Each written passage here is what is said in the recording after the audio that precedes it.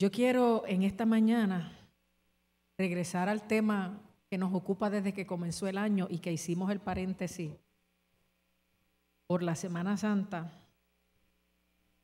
y es el libro de los Hechos, en este caso el capítulo 15. Ahí tenemos una primera reunión que se le llama el Concilio de Jerusalén, pero que hay exégetas que dicen que eso no fue ningún concilio porque fue una reunión local de la iglesia de Antioquía a Jerusalén para una consulta, pero se le llama así, Concilio de Jerusalén. Nos habíamos quedado en que Pablo salió para su primer viaje misionero y todas las cosas que en él pasaron, muchas más de las que yo compartí, porque yo no estoy cubriendo hechos completos, sino voy escogiendo pasajes.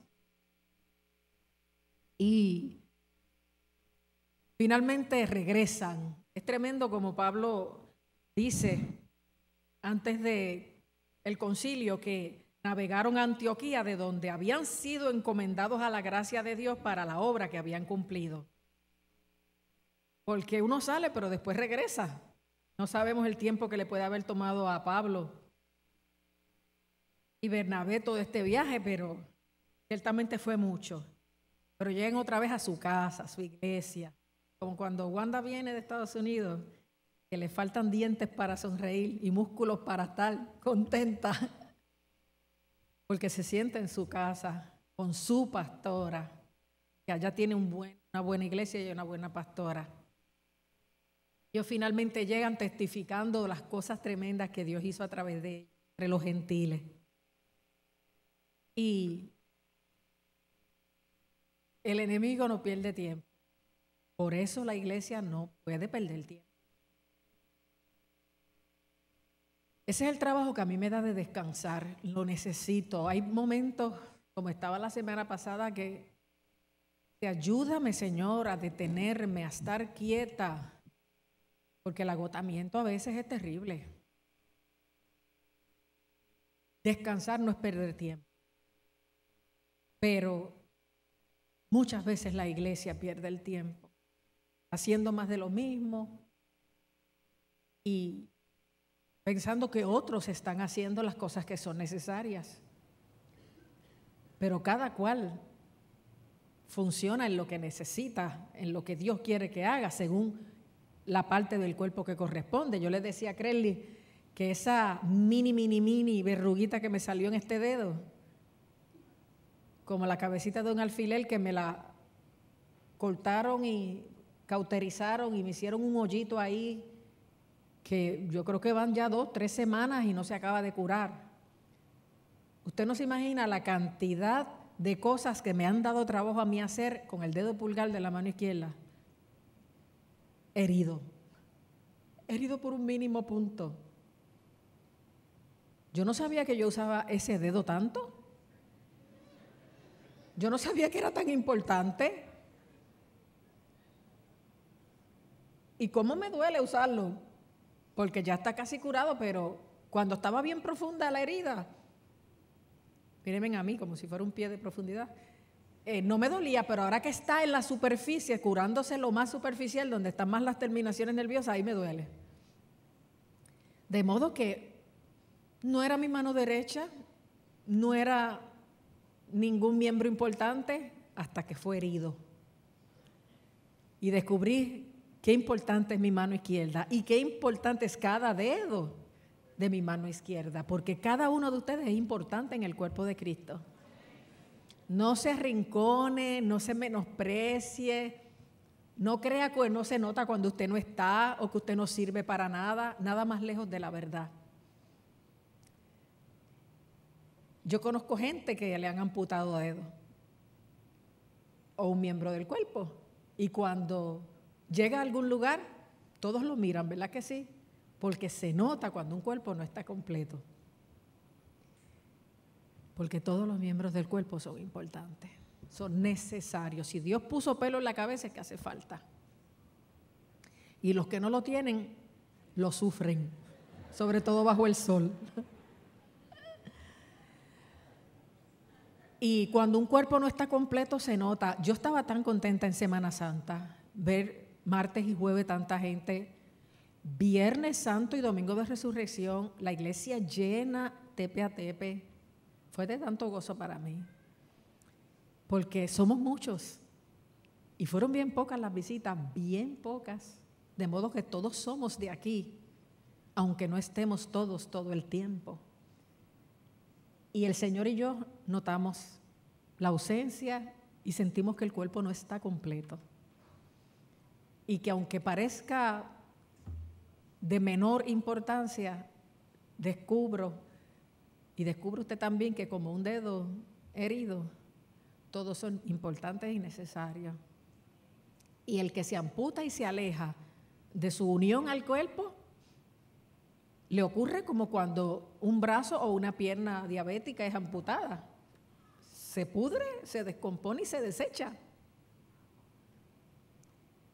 Porque la vida está unida al cuerpo, unido a la cabeza que es Cristo y al cuerpo que es la iglesia. Por eso es imprescindible congregarse, aunque a veces nos parezca que es una elección nuestra. No, es un mandato de Dios y es una necesidad del reino de Dios y personalmente del espíritu de cada integrante del cuerpo de Cristo.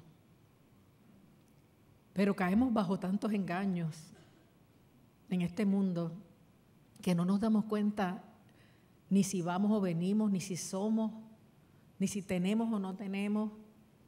Alguien me estaba hablando de alguien que se casó con alguien que es bien infeliz, pero lo tiene todo. Mucho chavo, lo que quiera. Y yo le dije, sí. Y el amor se compra, la felicidad se obtiene con dinero. ¿Dónde puedes ir a comprar un pote de paz, de gozo, de bienestar? No hay dinero que dé la riqueza de las bendiciones que nosotros tenemos por Cristo, aunque no tengamos muchas papas en la gaveta de la nevera, ni muchas carnes en el refrigerador. Lo que Dios pone y lo que Dios da no tiene comparación ni forma de comprarse en ningún lugar. Y hay quien lo tenga en poco o piense que no es necesario venir a renovarse a la casa de Dios. Déjenme decirle, yo llego aquí, yo no sé, pero a mí me cambia todo. Regresa la paz, el gozo, lo que se pueda haber estado minando o reduciendo, vuelve a crecer en mi corazón, a exacerbarse. Y es la presencia de Dios dentro del cuerpo de Cristo. Diferente a la presencia de Dios tú solo en tu habitación orando al Dios del cielo, que es muy valioso. Pero hay una promesa del Señor para los que están juntos en armonía, los que vienen a la casa del Señor. Bienaventurados los que habitan en tu casa, dijo el salmista. Aleluya, perpetuamente te alabarán. Aleluya, porque son amables tus moradas, oh Jehová de los ejércitos. Y aún el gorrión haya casa, las aves, nido donde poner sus polluelos, cerca de tus altares, oh Jehová de los ejércitos. O sea que hay espacio para todos, hasta para las aves, los animales, en el altar de Dios. No deseche, ni rechace, ni tenga en poco esa experiencia de estar en la casa de Dios, de estar con los hermanos, que son un montón de gente imperfecta como usted, un montón de gente en proceso como usted, pero son nuestros hermanos. Y son los que cuando estemos en el cielo y haya millones de millones, yo voy a ver dónde está Wanda, dónde está Georgie, dónde está Gloria, porque esos fueron de todos los hermanos que vamos a tener allí, mis más cercanos. Qué tremendo. Y como el enemigo no pierde tiempo, llegan Pablo y Bernabé pompeados. ¡Wow! Mira lo que Dios hizo aquí, lo que Dios hizo allá. Fue extraordinario el viaje, fundamos tantas iglesias, ganamos tantas vidas, pero cuando llegan, descubrieron que habían venido de Judea algunos hermanos, fíjate, en la ausencia de esos líderes, habían venido de Judea algunos hermanos, no dice quiénes, algunos hermanos, diciéndole a los discípulos que había en Antioquía, tienen que circuncidarse y guardar la ley de Moisés si quieren ser salvos. Espérate, pero a mí nadie me dijo eso. Cuando yo estaba por ahí perdido en mi dolor, en mi pecado, con mis culpas, temores, enajenado, lo que me dijeron fue: cree en el Señor Jesucristo y serás salvo tú y tu casa. Pero a mí me habían dicho que Cristo había dado su vida por mí y que ese era el sacrificio final, aceptable, completo para mi salvación, que ya no se trataba de lo que yo hiciera para ganarme la salvación, sino que ya Él la compró y me la regaló a mí por la fe en Él. Y ahora tengo que marcar mi cuerpo. Y las que eran mujeres dirían: ¿y qué hago yo? Entonces yo no puedo ser parte porque yo no me puedo circuncidar. Circuncidarse era, me imagino que lo saben, remover el prepucio del miembro viril del hombre. Y esa era la señal del pacto, pero del pacto antiguo, del pacto bajo la ley. Y se les dice a esos griegos y a esos gentiles: aguántate ahí, no celebres tanto que tú no eres salvo nada hasta que te circuncides y hasta que guardes la ley de Moisés. Pero si yo ni la sé, yo no sé esos mandamientos, yo nunca he leído la Torá, yo nunca... Y miren, cuando usted me vea molesta, entiéndame. Porque dice que Pablo y Bernabé tuvieron con ellos una discusión no pequeña. Se agitaron, se indignaron, se molestaron, porque usted sabe lo difícil que es uno sembrar la semilla, convencer a una persona junto a la acción del Espíritu de la salvación que hay solamente por la fe en Cristo. Unirnos a la comunidad de la fe, ponerlo sobre ruedas para que crezca, para que sirva, y que alguien venga por amarrarse al pasado, a las tradiciones y aún a la seguridad que hay en las obras, a perturbar, a hacer sentir a los discípulos que estaban perdiendo el tiempo, que no eran salvos como ellos creían. Hermano, tengo mucho eco. Y Pablo se lo dijo también a los Gálatas. Oigan, yo les hablé claro el Evangelio. ¿Por qué están creyendo en otra cosa que no es la que ya yo les había enseñado? De Cristo os desligasteis para guardar la fe, de la gracia habéis caído. ¿Quién los motivó a volver otra vez al yugo de esclavitud y al cumplimiento de la ley? Miren cómo Pablo define la obediencia a la ley: yugo de esclavitud. Todavía estáis en vuestros pecados. Y dice: de la gracia habéis caído, de Cristo desligasteis, de la gracia habéis caído, pero el que se circuncida tiene que guardar toda la ley, la cual se demostró que no era posible. Y para eso vino Cristo. Cristo es la culminación de todo el intento fallido del ser humano de comprar su salvación, por lo cual Dios termina diciendo: no podrán nunca ser salvos por ellos mismos. Les envió a mi Hijo para que muera en su lugar, que es el único sacrificio, la única ofrenda digna, santa, que puede de verdad abrirles el camino para volver a mí, que es mi anhelo. El anhelo de Dios siempre ha sido habitar entre nosotros. Y Pablo estaba indignado con los Gálatas. Y aquí vemos que se indignó con algunos hermanos. Cuidado, porque algunos son hermanos, pero lo que hablan no es lo que es. Alguien se molestó conmigo el mes pasado porque estuvo diciendo que el suicidio era el segundo pecado que Dios no perdonaba. Y yo lo llamé y le dije: mira, no digas eso porque primero no es bíblico. Lo que es bíblico es que el único pecado imperdonable es la blasfemia contra el Espíritu Santo. Segundo, Clínicamente hablando, entre el momento en que la persona ejecuta la acción y el momento en que muere pueden pasar muchos minutos donde es confrontado por el Espíritu Santo y donde todavía puede pedir perdón al Señor y ser salvo. Y tercero, estás haciendo sufrir a gente que ha perdido familiares de esa manera y tenían esperanza de que en esos últimos minutos, después de cometer el acto, ese familiar se haya ido con el Señor. Se molestó y se fue. Ya no está entre nosotros. Hermano, yo estoy llamada a enseñar lo que la palabra dice. Esté de acuerdo quien esté de acuerdo y esté en desacuerdo quien esté en desacuerdo. Si la Biblia dice que hay un solo pecado imperdonable y que conste, el que tiene miedo de haber blasfemado no blasfemó. Porque blasfemar contra el Espíritu Santo es tener total indiferencia a lo que Dios pueda pensar o decir de mí, aunque le conocí y ahora le repudio. Que no creo que sea la actitud de nadie. Si te preocupas, si temes, si blasfemaste contra el Espíritu Santo, no has blasfemado. Porque el blasfemo no le importa.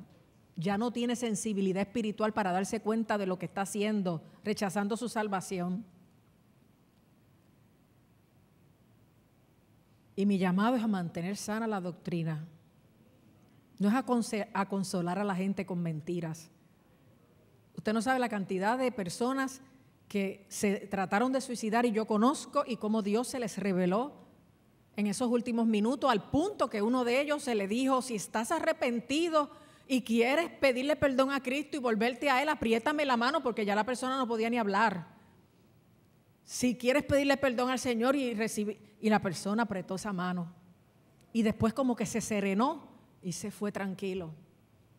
Otros no han tenido éxito en el intento y después me han testificado la lucha espiritual que hubo en esos minutos en que posiblemente perdían la vida, donde Dios los reclamaba y el enemigo trataba de decirle: no, ya es mío. Y en la lucha Dios les preservó la vida y vivieron para testificarlo. Así que yo no estoy consolando con mentiras a nadie. Yo estoy enseñando siempre la palabra. Y hay que conocer la palabra para que cuando alguien te venga con un argumento, tú puedas saber dónde está la verdad.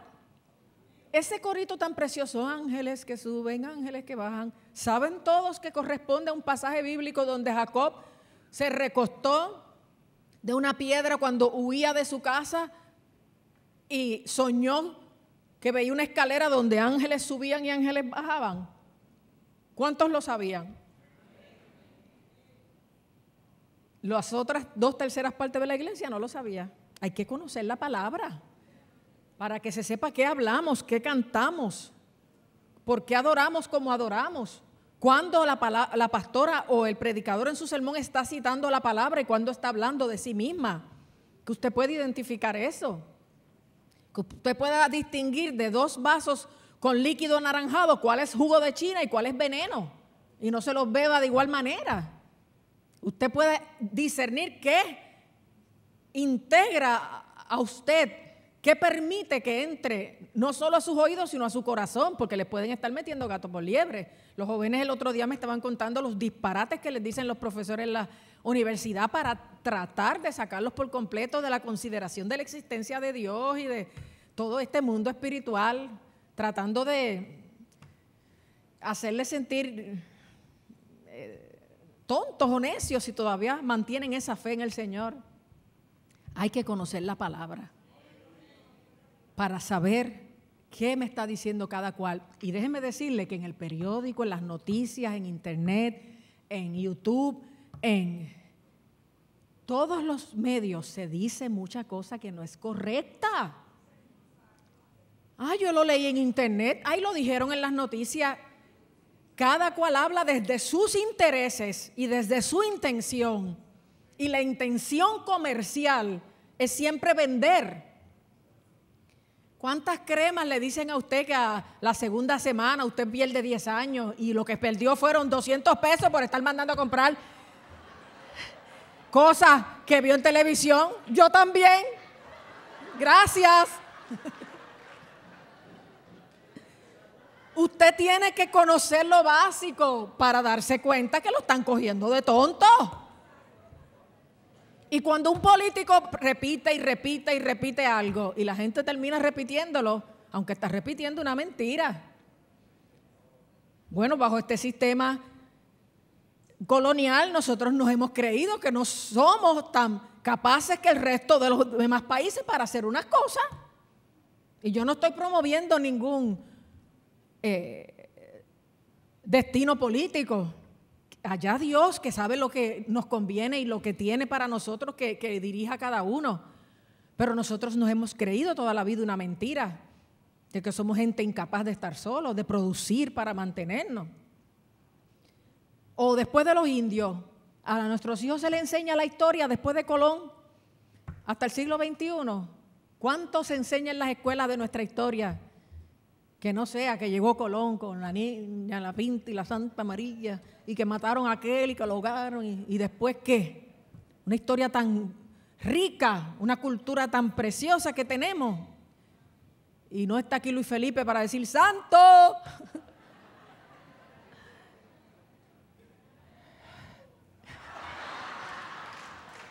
Aleluya. Hermanos, es que los medios mueven las masas a base de la forma en que comunican las cosas. Y es manipulación de las masas. Si a usted todo el tiempo le están diciendo que si no reza el rosario se condena, y eso es lo único que usted está oyendo constantemente, usted va a rezar el rosario.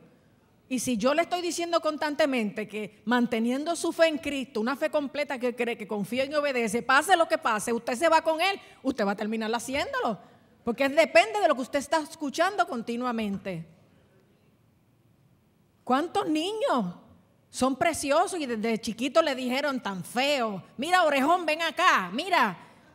¿Cuántos niños son brillantes y desde chiquitos le dijeron, qué bruto eres?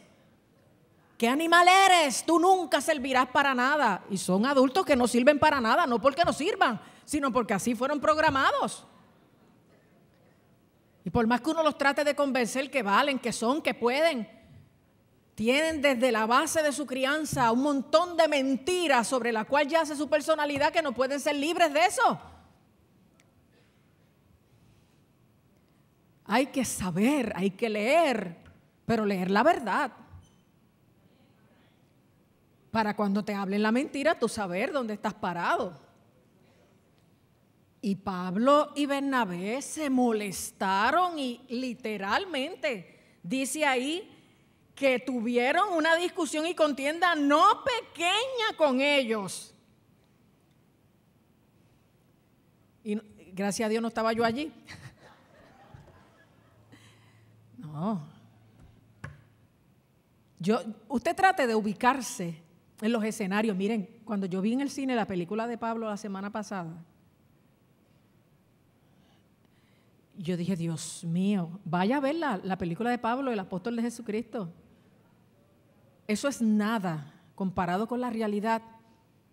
Y eso nos demuestra un poquito cuán enajenados nosotros estamos de lo que padecen tantos todavía, lo que padeció la iglesia primitiva, y Pablo y Pedro y todos esos apóstoles y todos los mártires que hemos tenido en toda la historia, aún en la actual, donde siguen asesinando pastores cristianos, cerrando iglesias, quemándolas en tantas partes del mundo, y nosotros aquí estamos sentados con aire acondicionado decidiendo si oímos la pastora o miramos el celular, decidiendo si oramos o le contamos la última aventura a la persona que tenemos a nuestro lado.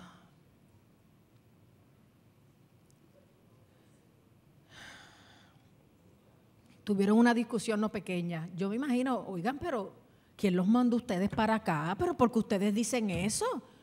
Pablo le dijo a los Gálatas, oigan, yo llevo en mi cuerpo las marcas de Cristo.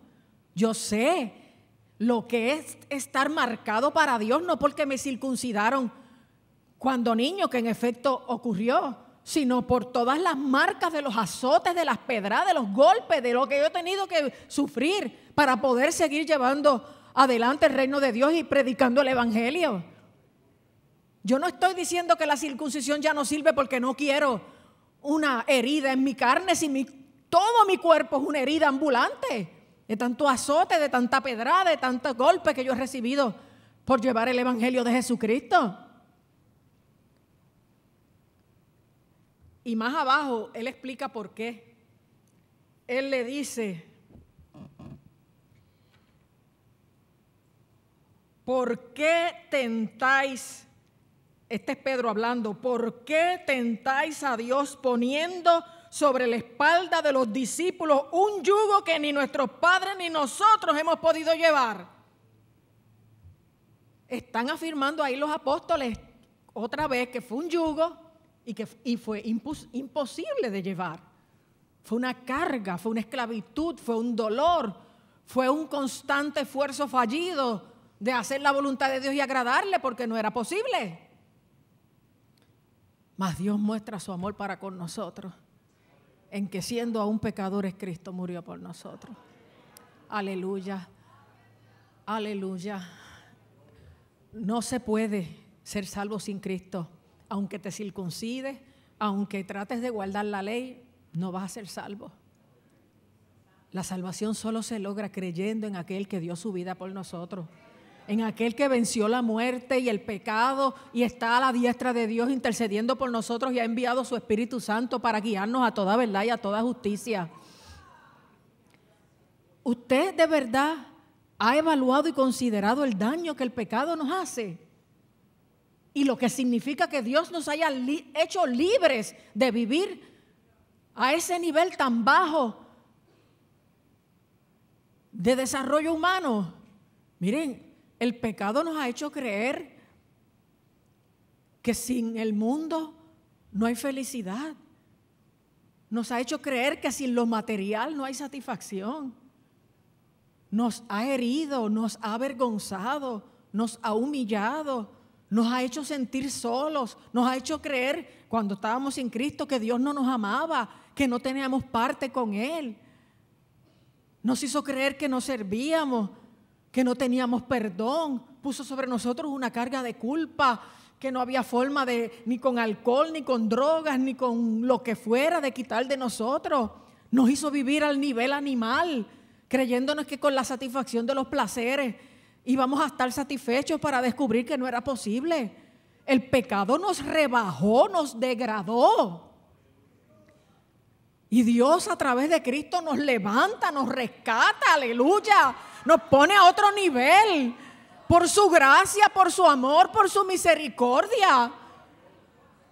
Nos dice, tú eres mi hijo, yo te he engendrado hoy. Nos levanta, aleluya.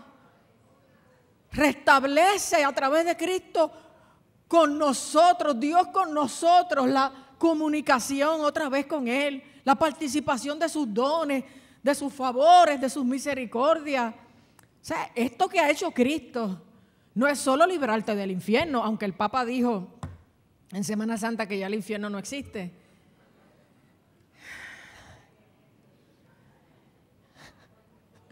Margarita, pórtate bien. Dijo, deja que llegue. Si no se arrepiente. Hermanos, porque estamos llamados a predicar la palabra de Dios, sea de un sector de la iglesia o de otro, no lo que complazca a la gente. Pero eso es parte de la preparación para la manifestación del falso profeta y el anticristo. Lo sabemos.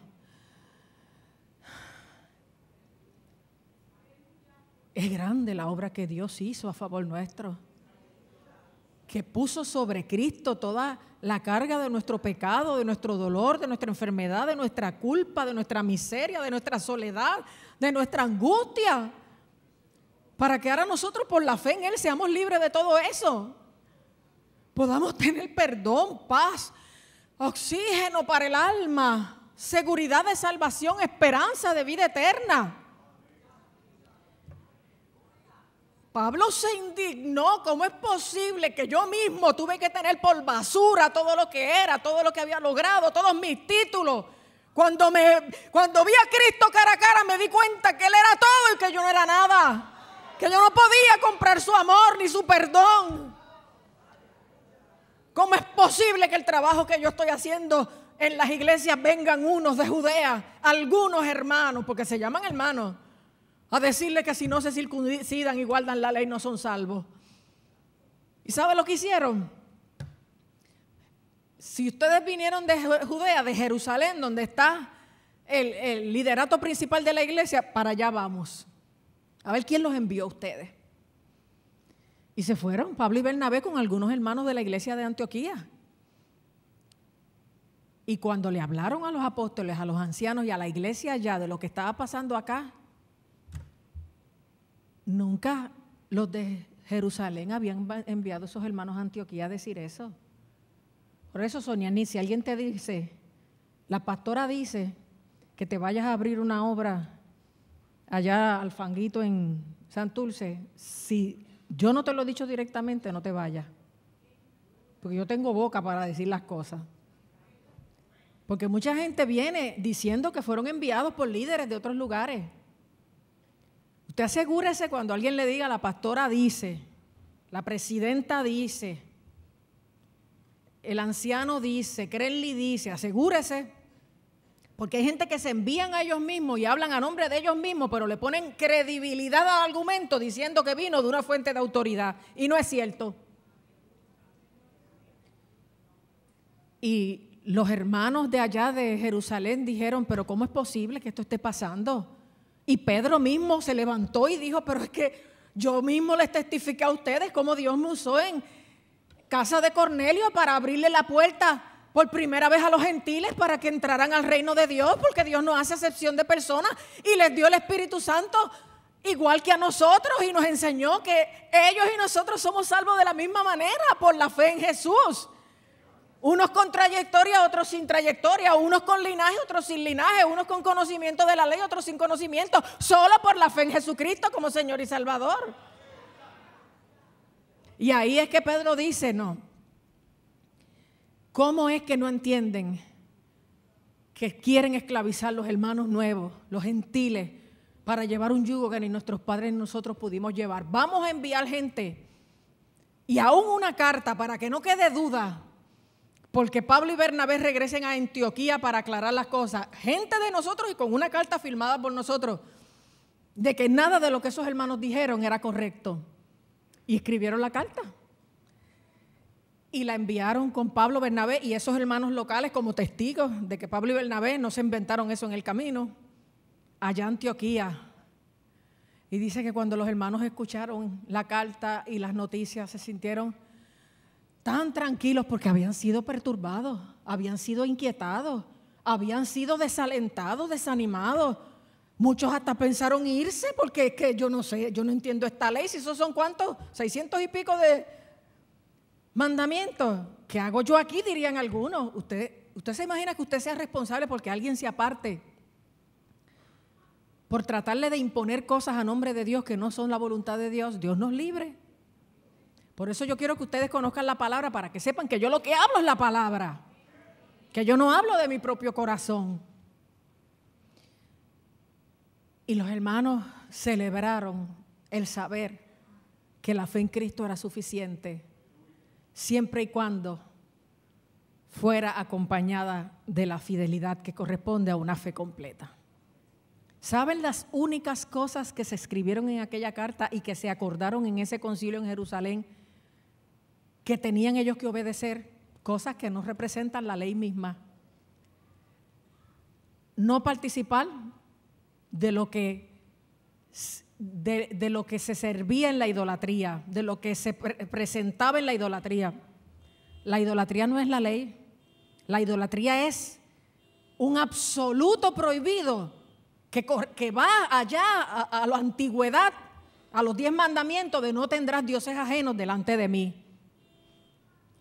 Prohibieron la idolatría, la fornicación, que si usted va a las versiones más sencillas dice a toda inmoralidad sexual, sí, porque a la gente le encanta decir que los jóvenes están fornicando o que el otro es homosexual, pero el adulterio, que es algo tan común hoy día, porque se adultera hasta con el pensamiento y el corazón. Cualquier inmoralidad sexual. El Señor quiere, como dice la palabra, un lecho sin mancilla. Que aún teniendo relaciones sexuales, los matrimonios estén honrando a Dios con su forma de unirse íntimamente. Porque aún ahí dentro se puede haber pecado. Así que se abstengan de todo lo sacrificado a los ídolos, que se abstengan de toda inmoralidad sexual, o sea, que haya pureza y que no participen de animales estrangulados, que es lo que es ahogado en sangre y de la sangre misma. Ese último aspecto a Pablo no le importaba. Jesús mismo dijo que lo que entra al cuerpo va a la letrina, que lo que daña a la gente no es lo que entra por la boca, es lo que sale del corazón por la boca. Pero cuando hay amor, hay respeto y hay celo por preservar la unidad. Y esos gentiles que podían seguir, todos, judíos y gentiles, podían seguir viviendo después que se abstuvieran de esas cosas, esos gentiles tenían que aprender a respetar a esos judíos que llevaban una historia de cientos de años buscando a Dios, sirviendo a Dios, anhelando conocerle. Y si para ellos era escándalo comer sangre, por amor a ellos, por respeto a esa formación que ellos tenían y por celo por mantener la unidad, se le dijo a los gentiles delante de los judíos, no coman sangre. Eso es como una persona que una vez en una fiesta le dijo, ay, tan buena que es la morcilla. Se la comió una Navidad, pero era molestando a un hermano pentecostal que tenía al lado. Eso no se hace. Si no era malo comértela, ya se convirtió en malo porque faltó al amor. Porque ese último aspecto lo que quiere decir es no faltes al amor. Porque Pablo mismo lo dijo, si mi hermano se escandaliza porque yo coma carne, pues no comeré carne jamás, con tal de que mi hermano no se pierda, que está llevando las cosas a una exageración, obviamente. Lo único que esa carta contenía eran esos tres aspectos. Absténganse de lo sacrificado a los ídolos, de toda impureza moral y mantengan el amor y la unidad, respetando la formación de los otros que no se criaron en un hogar igual que el tuyo. Miren, cuán difícil es vivir, yo que soy tan estructurada, estar acompañada de gente no estructurada. Pero cuán difícil es la gente que se crió libre, sin ningún tipo de estructura, estar conmigo que soy tan estructurada. Porque cada uno trae su formación. Pero en ese aspecto es que entra el amor. Y el amor, dice Pablo, sea sin fingimiento. Porque en Cristo Jesús ni la circuncisión vale nada, ni la incircuncisión, sino la fe que obra por el amor. Así que si hago todo pero no tengo amor, de nada me sirve. Así que como iglesia de Jesucristo en este siglo XXI, en este país que está en una transición que no sabemos lo que hay en la otra orilla y a dónde vamos a llegar, yo los exhorto a que mantengan su fe en Jesucristo, creyendo, confiando y obedeciéndole, testificando al mundo, absteniéndose de todo lo que tenga que ver con ídolos, con impureza y con falta de amor, y preparándose porque el gran día se acerca. Amén. Bendito y alabado sea el nombre del Señor. Hay que indignarse cuando se viola la palabra de Dios, cuando se cambia la sana doctrina, cuando se pone en peligro la salvación de muchos que llegaron ignorantes y que lo único que saben es que Dios los ama, que ya Jesús murió por ellos y que tienen entrada, aleluya, a este reino, a esta familia, para aprender, para crecer, para servir y para algún día abrazar a su Salvador. Esto es bien importante, hermano.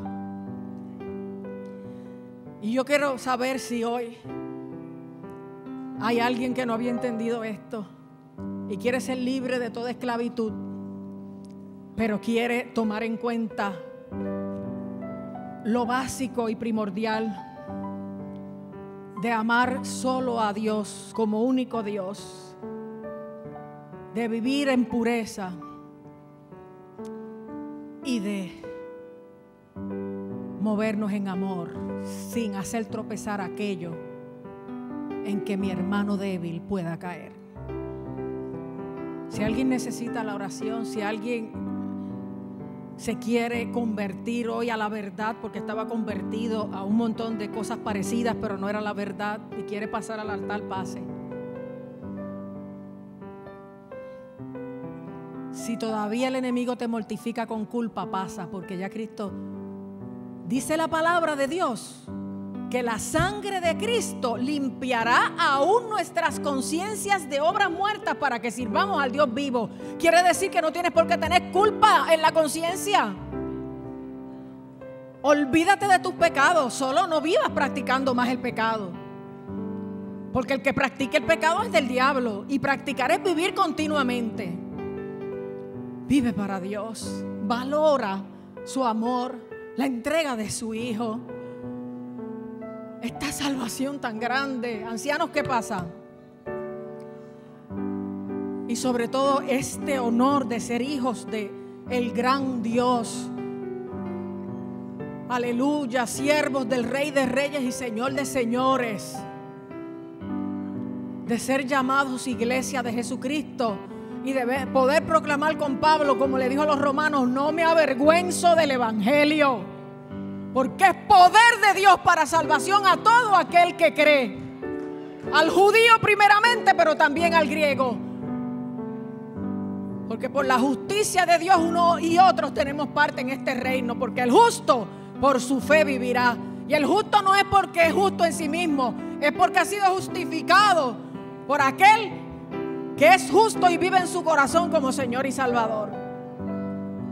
Fuera la culpa, fuera el temor, fuera la mentira. En el nombre de Jesús. Dios te ama, te perdona, te hace libre, te quiere guiar. Tu compromiso es no apartarte de su palabra, no apartarte de sus mandamientos, vivir a la altura de este evangelio santo, glorioso, sublime, que te dignifica, que te hace libre. Aleluya, porque mi yugo es fácil, dijo Jesús, y ligera mi carga. El yugo del evangelio es caminar amarrado a Cristo. Eso es todo. Sé libre en esta mañana en el nombre de Jesús. Renuncia a la mentira. Renuncia a toda esclavitud. Renuncia a toda idolatría. Idolatría es tener cualquier cosa en el primer lugar en la vida, siendo que es Dios quien único debe tener el primer lugar en todo corazón.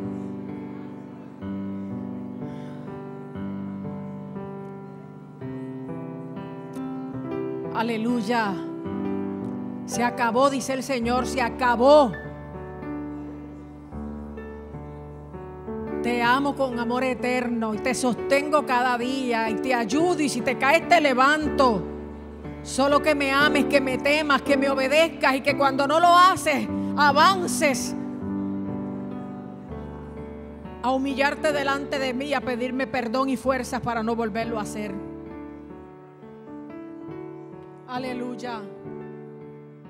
Aleluya. Aleluya.